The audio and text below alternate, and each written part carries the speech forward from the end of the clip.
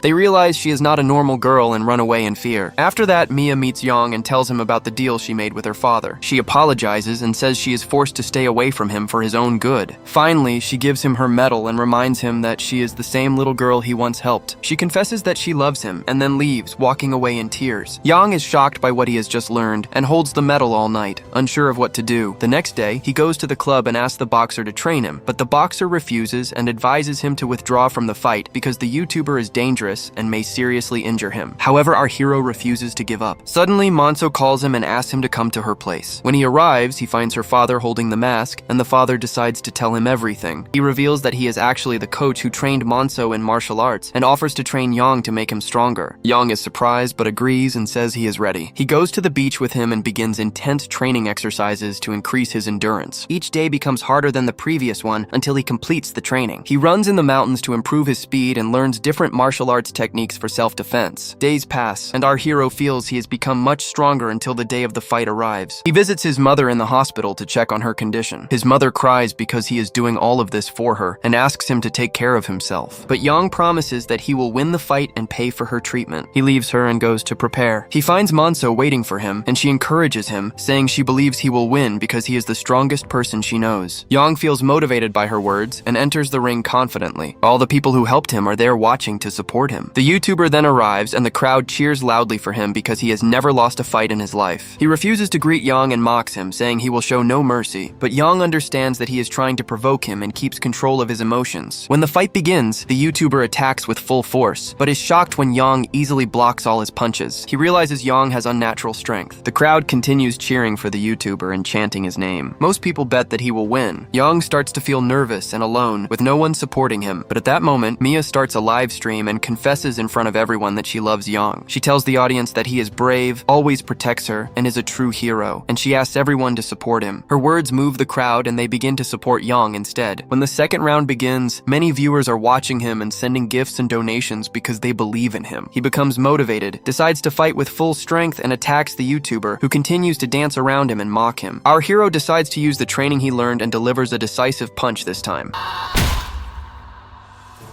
But this makes the YouTuber furious, and he completely loses control. He keeps attacking Yang with full force until he smashes his face and knocks him to the floor. He thinks he has already won, but our hero does not understand the meaning of surrender. Fortunately, the round ends just in time. Yang goes to rest, and his team tries to talk to him. They ask him to surrender for his own safety, because they are afraid he might get seriously injured. But he refuses and insists on continuing, even if it costs him everything. The final round begins, and he keeps fighting the YouTuber while remembering his past struggles. He recalls all the difficult moments he has been through and pushes forward. He tries to choke him into surrender, but the YouTuber is not affected. The YouTuber then uses his secret move, strikes him hard, and knocks him to the floor. The referee starts counting, and everyone believes Yang has lost. But Mia arrives at the last moment and calls out to him. Amid the noise, Yang hears her voice and feels motivated. He forces himself up before the count finishes. This time, he knows he cannot lose because Mia is watching him. He attacks the YouTuber, who is now completely consumed by rage. And as expected, Yang delivers one devastating punch, and the YouTuber, who once thought he was unbeatable, gets thrown back like nothing. He is hit and completely overwhelmed and finally knocked to the floor. He wins the fight. They screaming, "You can't stop him." Yes. The audience erupts in excitement and cheers loudly. His team rushes into the ring and hugs him, unable to believe he actually won. They discover that they have now earned 10 million, enough to cover his mother's operation. Our hero is overwhelmed with happiness because he has achieved his goal of saving his mother. He decides to retire from fighting and live a peaceful life. Or at least that is what it seems, because the truth is that all the victories he achieved were only against small parts of a much larger criminal network controlled by dangerous people. He may have won this battle, but the real war is only just beginning in Season 2. If your mother's life depended on you, how far would you go to save her? Let me know your answer in the comments. I read every single one. Thanks for watching.